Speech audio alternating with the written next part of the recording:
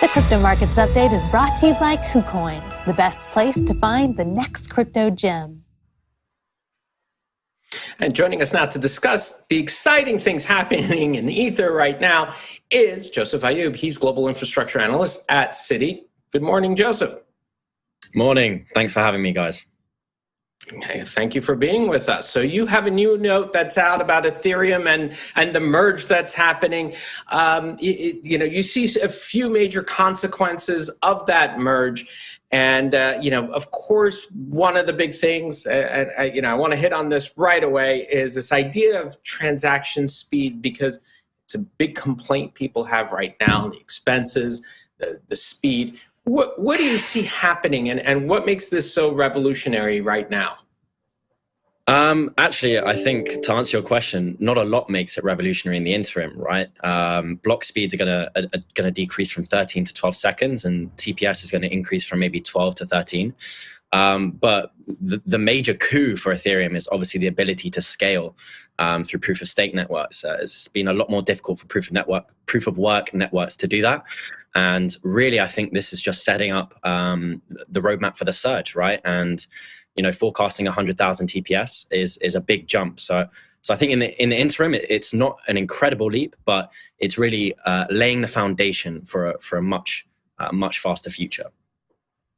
Now, the other thing, too, that you see here is that Ether eventually becomes something that generates yield. And so can you explain that process? And obviously, that's going to be important for people who try to value a cryptocurrency. Something that generates yield means it could be value. You could use cash flow, essentially projections, or in this case, coin flow projections to get a valuation on it. So can you explain how that would happen? Well, previously, proof of work networks have only been accessible to miners, and all of that revenue has only gone to miners. So I think one of the revolutionary things of moving to proof of stake is allowing broad access to yield across any token holder, right?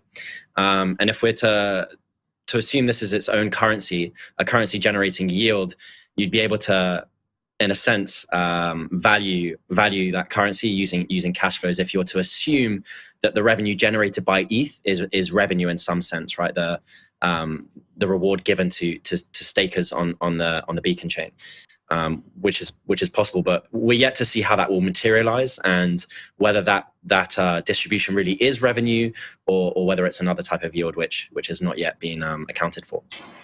Joseph, I just want to zoom out a bit and talk about the Citigroup report on Ethereum. So this upcoming merge is coming. There will be an upgrade from Ethereum's proof of work system to a more environmentally friendly proof of stake mechanism.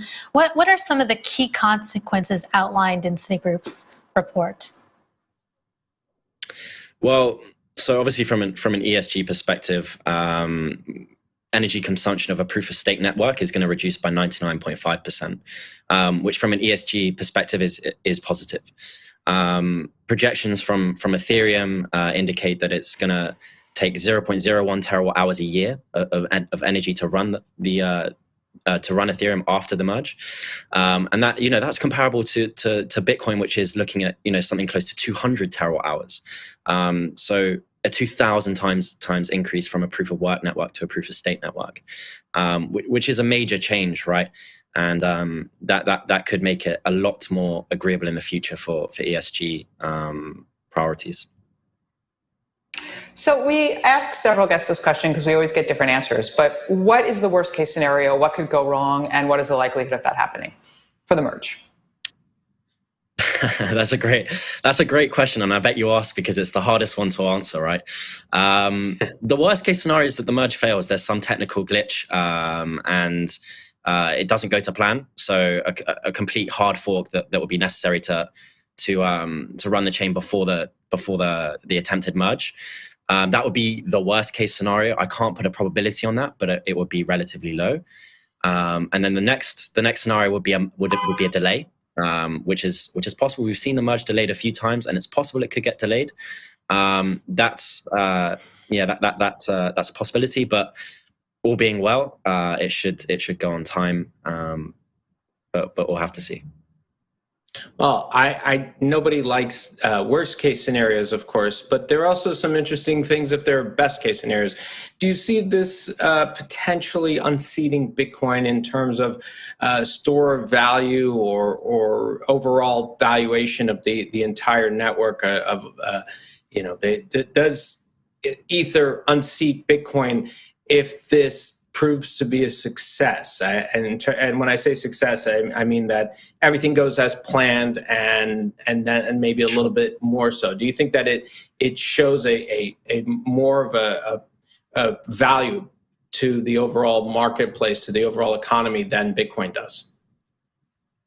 I think, firstly, I would never be able to comment on the market cap or the value of these two assets. I'm not unfortunately allowed to. But what I can say is that this transition is going to be revolutionary for Ethereum in some sense, and it has the potential now, as we discussed in our note, to potentially display more characteristics of a store of value than perhaps previously.